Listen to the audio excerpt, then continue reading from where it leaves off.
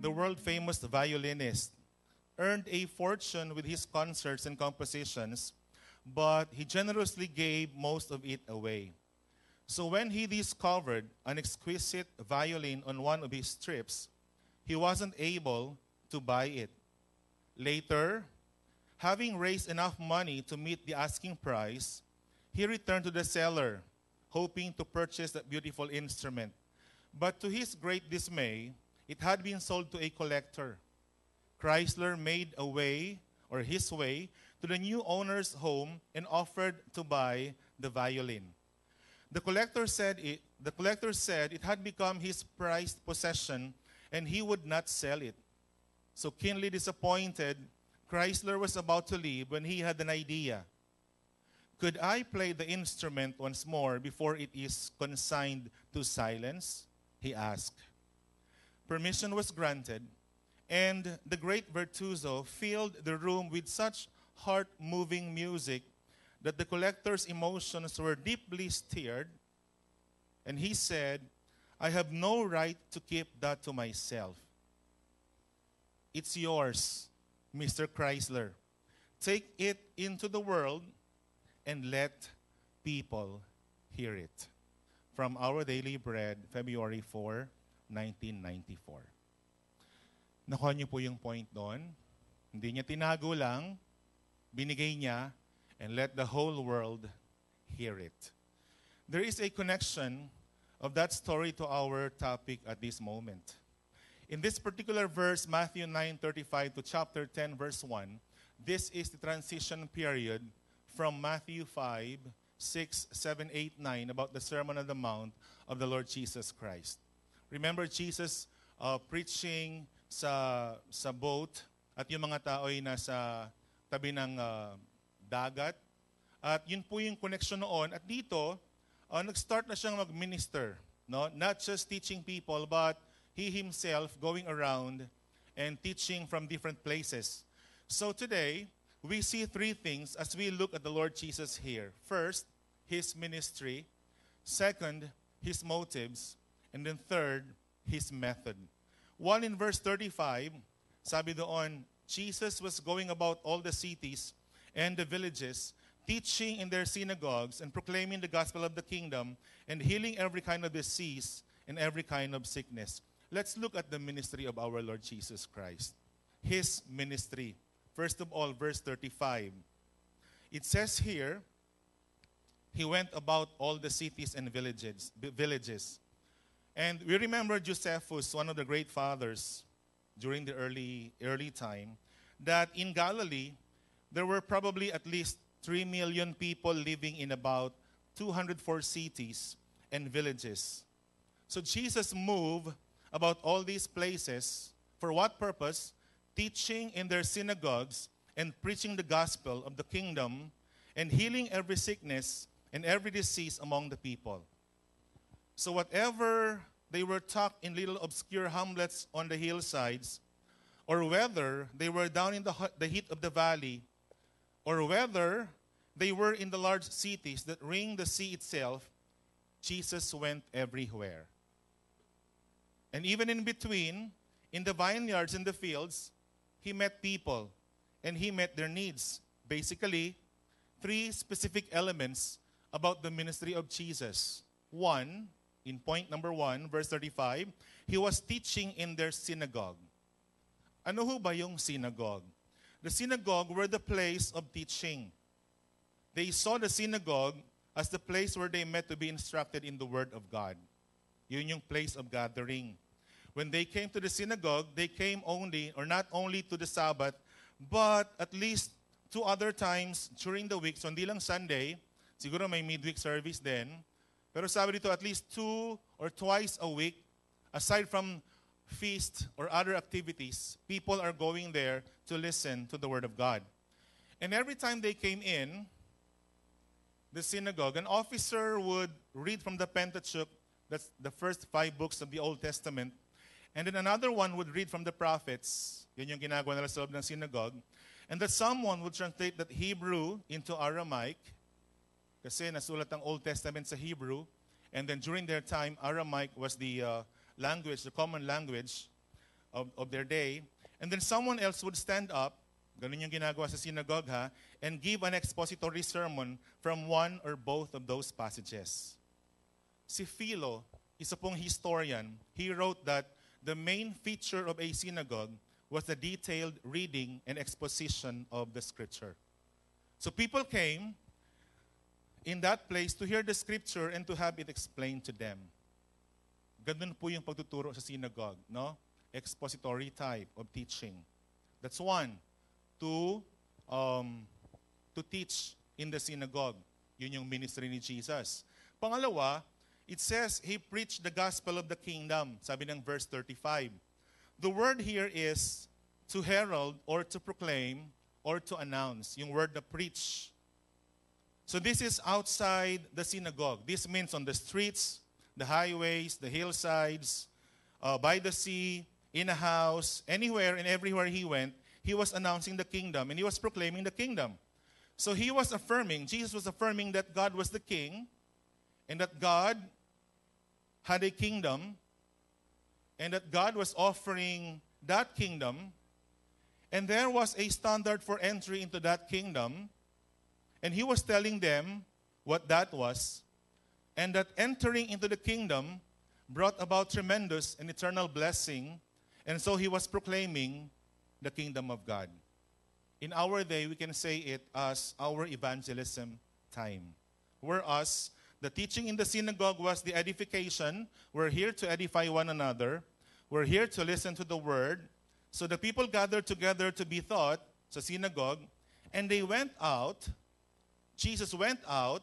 People went out to proclaim, and we believe that the model still stands even in our church today. Again, we gather during Thursdays, Sundays, or other special occasion inside this church, and then we go out to evangelize. So we are not just contained inside the church. Amen po ba? Hindi lang tayo sa loob. So everywhere he went, as summarized marvelously in the Sermon on the Mount, he would announce the kingdom was at hand. He would announce that to be blessed, you must enter the kingdom. He would announce that the entry into the kingdom is a narrow way, remember?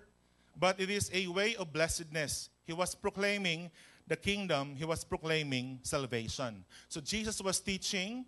Jesus was preaching. And the third element of his ministry was, in verse 35, he was healing every sickness and every disease among the people. So Jesus utterly stopped or vanished disease from Palestine. In fact, sabi ni John sa book of John, he says in the gospel that all the books of the world couldn't contain all of the things that he did. Kung nabasa nyo na yon. Okay? The miracles of chapter 8 and 9, and there are basically 9 miracles, are only samples in various categories of expressions of power. So by no means do they touch anywhere near the number of miracles that he did. Kulang yung buong mundo para sa ginawa ng ating Panginoon, no? Ayon kay John. So the question is, why did he do these miracles? Why did he heal every sickness and every disease among the people? But hindi lang siya teaching, but di lang preaching, but merong healing of sickness and diseases. For 2 reasons, yung healing of sickness and diseases. One, because it was a way to verify his message. But siya nagpipray for healing. But siya nagpapagaling. But may mga gumagaling to verify his message. So you see, Jesus went into the synagogue and thought differently than all the other teachers. Ibang klase magturo si Jesus. He went into the highways and byways and preached different than all the preachers. So he was saying things that were diametrically opposite the things that the people were being taught by their leaders. He was in utter disagreement with the leading religious lights of his time. That's one purpose, to verify his message. Pangalawa, bakit merong healing? Not just to verify the message, but I believe Jesus did these miracles to demonstrate the loving tenderness of the heart of God, to show to the people that our God loves them.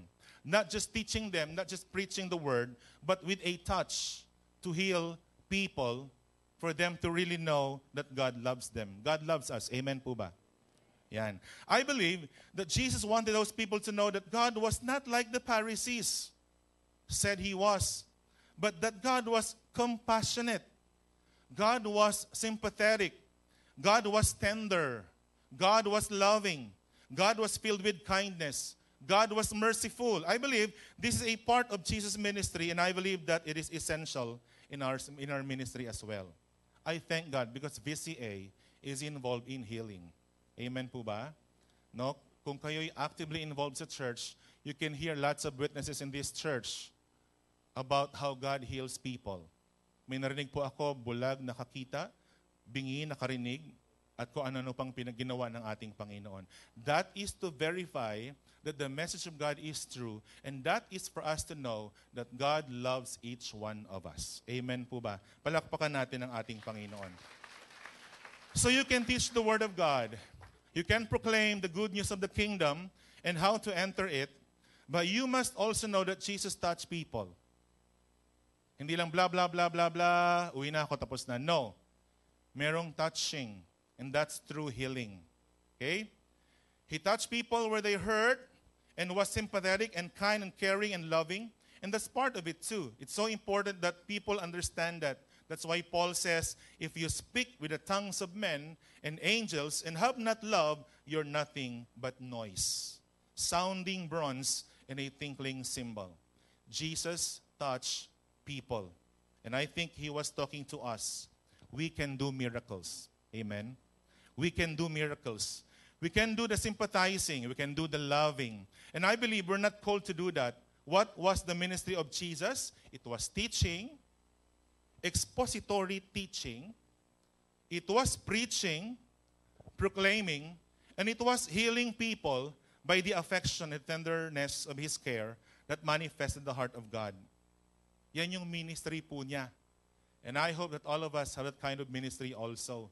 Teaching, preaching, and healing diseases. Pangalawa, not just the ministry of Jesus, but what motivates Him? And this answers the question, why? Ba't niya ginagawang mag-minister? Ba't mo ginagawang mag-minister sa mga tao? Verse 36 to 37, let's look at His motives. Verse 36 says, and seeing the multitudes, He felt compassion for them because they were distressed and downcast like sheep without a shepherd. Verse 37, then He said to His disciples, the harvest is plentiful. Stop muna tayo doon. Let's look at His motives. And this is the heart of our message today. What motivated Him? Ba't siya nag-teach? Ba't siya nagpipreach? Ba't siya nagpapagaling? Okay? Sabi ng 36 again, he saw the multitude. He was moved with compassion on them. Now in these few phrases, in verse 36, verse 37a, we can see again three elements about the motive of Jesus Christ. Ano yung unang element ng motive ni Jesus? 1, verse 36, He saw the multitudes and was moved with compassion on them. Ba't niya ginagawang mag-ministry? Ba't niya ginagawang mag-teach, mag-preach, mag-heal, mag-touch? 1, He was moved with compassion. Sabihin niyo nga po, compassion. Anong ibig sabihin ng compassion? Nahabag siya. Naaawa siya. So you can picture Jesus on an elevated place, perhaps on a hillside, may mga bulubundukin, maaaring nandun siya sa taas ng konti, at nakikita niyo yung mga tao, at habang kanyang pinagmamasdan, nakikita niyo yung napakadaming tao, they were always there, they come mostly with physical needs, diseases, deformities, hunger. He sees them. But Jesus is not just seeing the need physically, He sees beyond physical needs. Hindi lang yung hunger, hindi lang yung physical. He sees the real needs, and we get a glimpse into His heart. In Matthew 14:14, it says there, Jesus went forth and saw a great multitude, and He was moved with compassion. Nandun yung habag palagi ni Jesus. In chapter 15, verse 32, Jesus called His disciples to Him and said, I have compassion on the multitude. In Matthew 18:27, he gives a parable and says, the Lord of that servant was moved with compassion and loosed him and forgave him the debt. And he, of course, is the Lord in the parable. In chapter 20, verse 34, Jesus had compassion on them and touched their eyes. And immediately their eyes received sight and they followed him. A lot of verses that shows Jesus has compassion. So we see our Lord was by nature sympathetic because he was God and God loves his people. Amen po ba? He loves his people. God is not willing that any should perish. Ayaw niya. God doesn't enjoy the sorrow that he sees in the world. Naniniwala ako na if you want to know the heart of God, then look at the emotion of Jesus. See the heart of God. What moved our Lord Jesus? Love. Compassion. Ba't siya nagmi-ministry? Ba't siya nagtiteach? Ba't siya nagpipreach? Ba't siya nagpipray for healing? He was moved with compassion. He was moved with love. But not just with compassion, but there's a second motive here, or second element in his motive. I call it condition.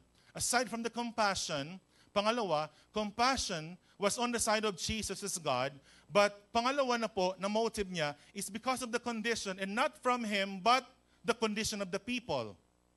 So moving from God towards the ship, towards the people, yung condition. Okay? Verse 36, ano yung condition nila? Ano yung kalalagayan nila? 36, they were faint and were scattered abroad, as sheep having no shepherd. So Jesus was moved, again from his nature, to the need. He saw them in their real condition. He was not fooled by the religious fronts. He was not fooled by the superficiality. He said, these people are desperately in need. Okay?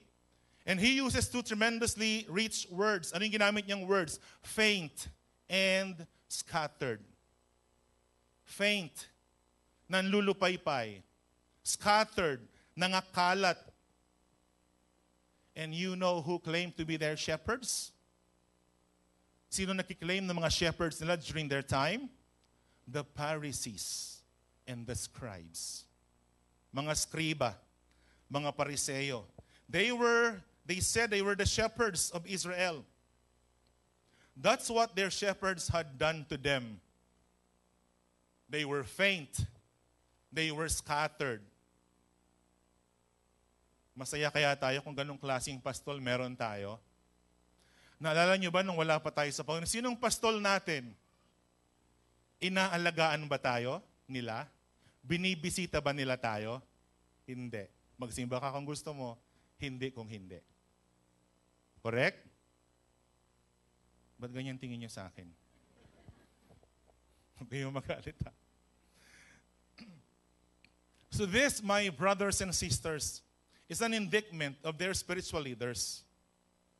Their spiritual leaders didn't show them any pasture. Hindi sila inaalagaan. Their spiritual leaders didn't feed them. Their spiritual leaders didn't bind their wounds. Their spiritual leaders literally mutilated them. And they're called again in chapter 10, verse 6, the lost sheep of the house of Israel. And the phrase literally means the sheep that have perished. Ito yung mga nakikita ni Jesus araw-araw. Terrible indictment of their leaders.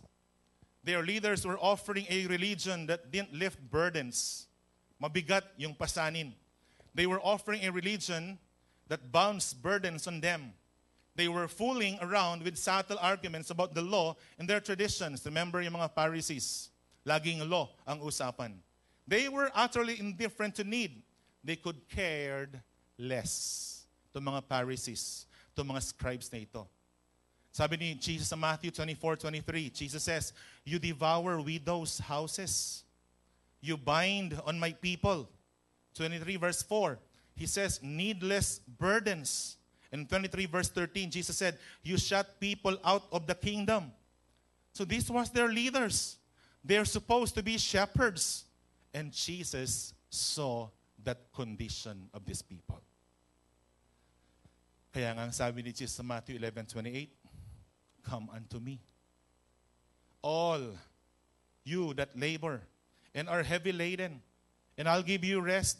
Take my yoke upon you and learn of me, for I am meek and lowly in heart, and ye shall find rest unto your souls. For my yoke is easy and my burden is, that whole little section there, Matthew 11:28-30, place off of things the Pharisees said. Their yoke was hard. Yung mga Pharisees, their yoke was hard, painful, and killing. Jesus said, mine is easy. Amen? They needed a shepherd. And He longed to shepherd them. Jesus longed to shepherd them, to gather them. Nakakita na kayo ng ganito mga tao? Pag mahal na araw, uwi kayo sa probinsya nyo, marami nagpuprosesyon. What do you feel? Ha? Baka picture-picture pa tayo, selfie-selfie pa tayo. May prosesyon sa aming probinsya. But how about the feeling na ang mga taong ito saan pupunta? Diyan lang siguro pag Sunday or whatever day, andito kayo. Daming tao dyan. What do you feel? So from one, on the part of Jesus, two, on the part of the sheep, and third, we now move sa pangatlong motive from sheep, from Jesus to the sheep, now to the harvest. And we call this consummation. Hindi consummation ha, consummation. Medyo lang ng konti. Parang repeat after me. Consummation. So this means the end of all this. Ito mga taong ito, anong ending? Pag walang move with compassion. Ha? Pag di mo alam yung condition. So Jesus loved them and cared for them and ministered to them because of His compassion, because of their condition, and because of the coming consummation. Verse 37, sabi, then saith He unto His disciples, the harvest truly is filled up. O sa ibang version, the harvest is plentiful. Marami ang aanihin. Anong ibig sabihin? Maaring inisip natin yung harvest, yung lost, yung elect, yung seekers after God, the unbelievers. Maaring yung inisip natin. But in this particular context, ano yung ibig sabihin ng harvest? Kasi traditionally speaking, when we say harvest in Matthew 9, this talks about the lost souls. Kaya kuko tayo palagi, the harvest is plentiful. But in this particular case, what does harvest mean?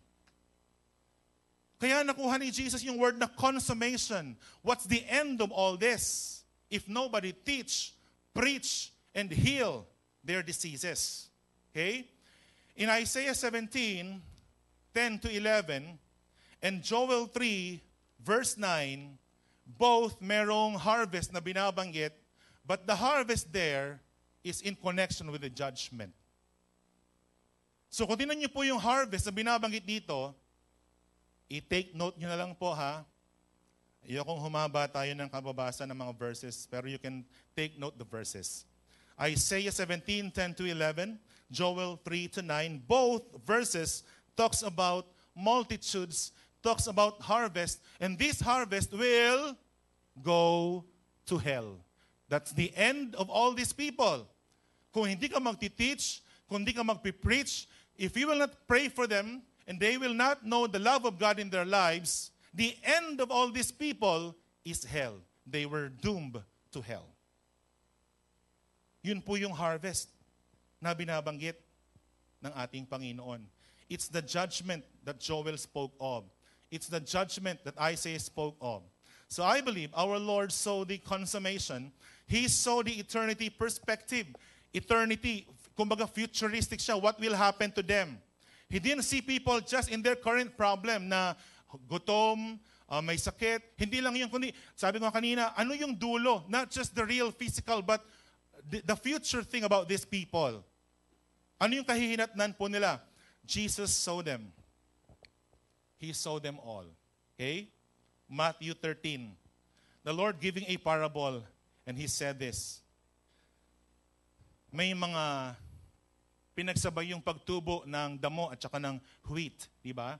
And time will come, nung nakita ng mga nagtanim, sabi, Lord, tanggalin ba namin yung mga damo? No. Let both of them grow. But in the coming days, Sa anihan, ihihiwalay yung tare, yung damo, ihihiwalay yung wheat. The tare will be burned, the wheat will be burned. Ilalagay sa kamalig. Ilalagay sa Panginoon. Burned means judgment in hell. Okay? So listen, Jesus ministered to people because He loved them. He ministered to people because of their terrible condition. He ministered to people because He could see their ultimate consummation, the end of their lives. And if you've lost that vision, makinig po tayo ha, if you've lost that vision, you've lost a major portion of your motive. When I asked Pastor Rich last Thursday night, Pastor, what's the theme? Sabi niya, I'll be talking about vision for expansion. VCA is not just contained with what we have. This is a church planting movement church. We want to have churches. Think about your place. Think about your provinces, your hometown. May church na ba doon? What kind of people do we have in your particular place? And what do you feel if you see them doing things that will end up in hell? Are you ministering to them like what Jesus did? So easy for us to lose the sense of the imminence and inevitably of eternal judgment. There's no way to describe hell. Ngayon ang init, di ba? Salamat, aircon yung church natin. No? Sino na mga nag-swimming? Dati, pag nag-swimming kayo, yung mga boys, topless. Yung mga girls, Ngayon, pag nag-swimming, balot na balot kayo hanggang liig. Kung pwede lang pati ulo, balutan. May nag-swimming nga, nakapayong eh. Mainit. Paano ba yung hell?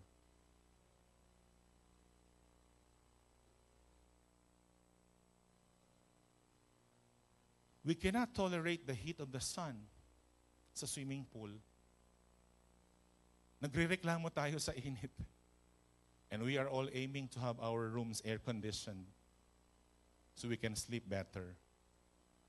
But how about those people in your place that there is no God in their lives and the end of their lives is hell? That's the consummation of all these things. So our Lord saw the crowds, He taught them, He preached to them, He healed them because of His motives, compassion, condition, and the ultimate consummation.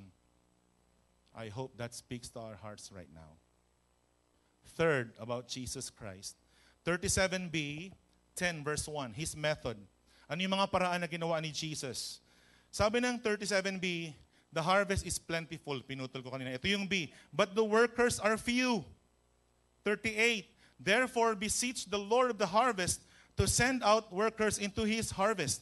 And 10, verse 1. And having summoned His 12 disciples, He gave them authority over unclean spirits to cast them out and to heal every kind of disease and every kind of sickness. What was His method? What's the end of verse 37? The laborers are few. O, tatlong elements ulit. Itong sa pangatlo na method. First, nakita natin yung motibo niya. Ba't siya nagtiteach? Ba't nagpipreach? Ba't nagpipray for healing? Kasi may compassion siya. No? Kasi, ano yung pangalawa? Yung compassion and the condition of the people.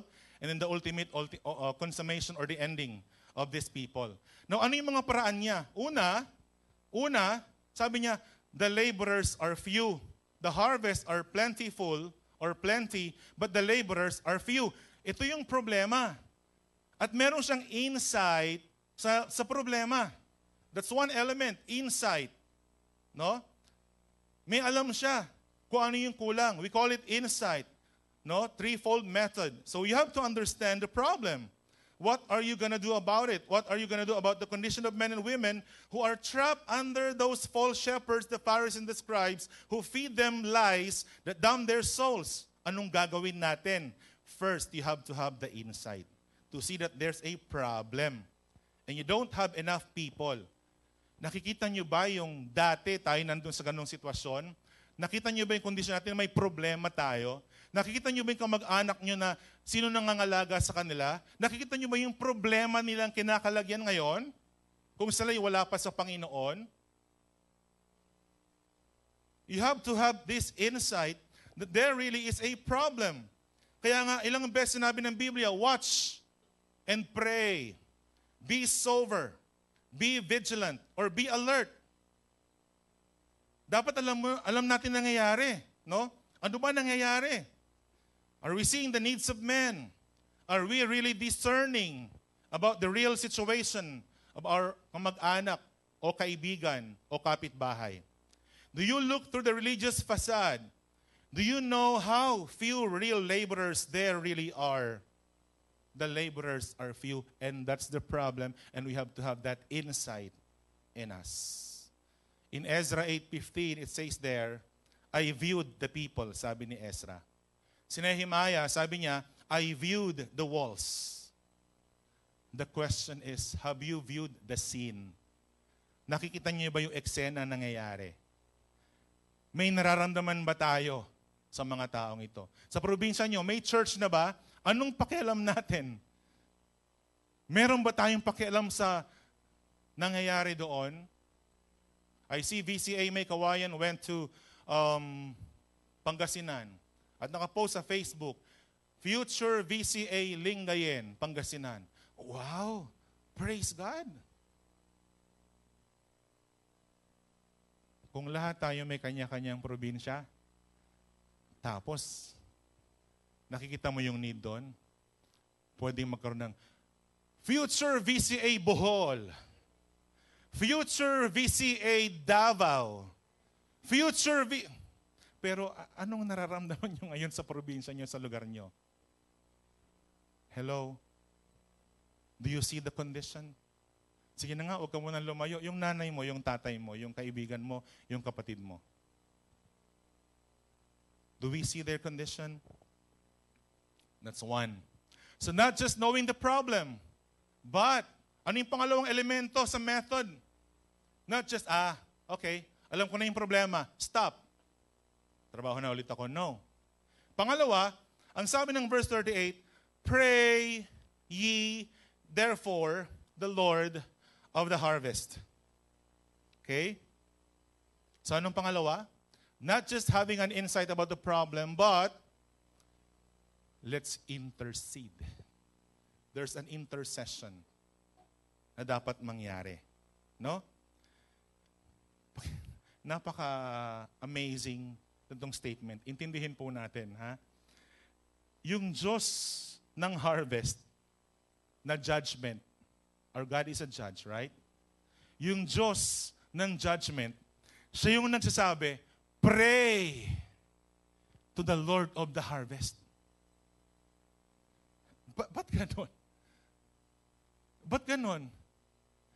Because I believe ayaw niya na mapunta sa harvest, sa judgment, sa hell, itong mga taong ito. Kaya not just knowing the problem, Jesus is telling the disciples to pray to the Lord of the harvest. You intercede. Lord, yung nanay ko, sana ma-save. Saan taon ko nang pipray, di pa nasi-save? Ito na yung prayer mo. Lord, yung nanay ko, magpadala ka naman ng pastor para siya ma-save. Another 1 year ulit. Wala pang pastor na nagpupunta. Anong method ni Jesus? May insight. At sabi niya, pray. We have to intercede. And chapter 10, verse 1, sabi doon, He sent His disciples. Kinausap niya yung mga disciples, He summoned them. And then, ano sabi niya? He sent the one who is praying, the one who sees the need, and the one who is praying will be the one to go and teach and preach and pray about these people who are hellbound. So not just knowing the inside of the problem, but not just intercede for them, but you've got to get involved. There is an involvement thing in this. Hindi yung, Lord, masave nanay ko. Tagal na, wala pa. Lord, magpadala kang pastor. Wala pa. Sinong pinapadala ni Lord? Sabi mo sa sarili mo, ikaw. Huwag kang magturo ng iba. Sabi mo sa sarili mo, ikaw. Maliwanag po ba yon? Huwag pray ng pray, Lord, padala ka naman ng worker. Lord, padala. Ikaw yung nakakakilala sa Panginoon eh. Padala ka naman, pastor, sa probinsya namin, Lord. But you are the one praying. And you are to get involved yourself for them to be able to save from judgment to the place of heaven in our Lord Jesus Christ. I am so blessed with the song kanina, Commission My Soul. Sabi ko, ang galing mo talaga, Lord. Can you say that to yourself? Lord, commission my soul. Let me go. Di po ba? Sana maging kagaya tayo ni Isaiah. After seeing the need and after seeing himself and God cleansed him, sabi niya, here am I. Send me. Not send them, but send me. Amen po ba? The one who's doing their interceding will be the one to get involved himself or herself for God. Marvelous method. God's people, insight, intercession, involvement. Listen, God has called us to teach His Word. Hello? God has called us to teach His Word, to proclaim His kingdom, to touch people's lives, and to be moved to do that because His love is in us, because we see their condition, and because we understand their consummation, the ultimate ending of these people. And He's asked us to analyze it, to have insight, to intercede on their behalf by asking God to send forth laborers. And then when the call comes, kagaya ng sinabi ko like Isaiah, we can say, here am I, send me. I hope you're getting the message of God. And last kwento. It's amazing what you can do if you get involved in the Lord's work. One night, in the East End of London, a young doctor was turning out the lights of a mission hall in which he was working. He found a ragged little boy hiding in a dark corner. The little boy asked him to please let him stay there, because it was warm in the corner and he could sleep. And it was a nicer place than he always slept. The doctor said no. Pakinggan niyo po ah. And he took the homeless little boy to his own room. He fed him, he bathed him, then he tried to get his story. The doctor learned from the little boy that he was living in a coal bin, and he was living in a coal bin with a number of other little boys. Di lang siya mag-isa. So the doctor asked the little fellow if he'd take him to where the coal bin was so he could see. They went through the narrow alleys of London. Finally, in the darkness of night, they came to a hole in the wall of an old factory. Look in there, the little boy said. Doctor struck a match, and he looked inside through the hole and crawled into a filthy coal bin cellar, and he found 13 little boys there, clothed with only bits of old burlap to protect them from the London cold. And one little fellow had clinging to him tightly a 4-year-old little brother. And this little boy were all orphans. Orphans. The doctor said that then and there, he caught a vision, but how he could serve the Lord. His name was Dr. Bernardo. This is a true story. He cared for those little boys and for little girls. And at the time of his death, the newspapers of London reported that Dr. Bernardo had taken and surrounded with a Christian atmosphere over 80,000 homeless children. Samuel Victory. Hundreds of them became Christians. because he had the eyes of Christ to see into the darkness and the heart of Christ to draw people into the light. Mother Teresa said, you cannot feed 100, but you can feed one. Just look at them through the eyes of Jesus Christ, so we can teach, we can preach, we can pray for them. Shall we bow our heads down? Let's pray.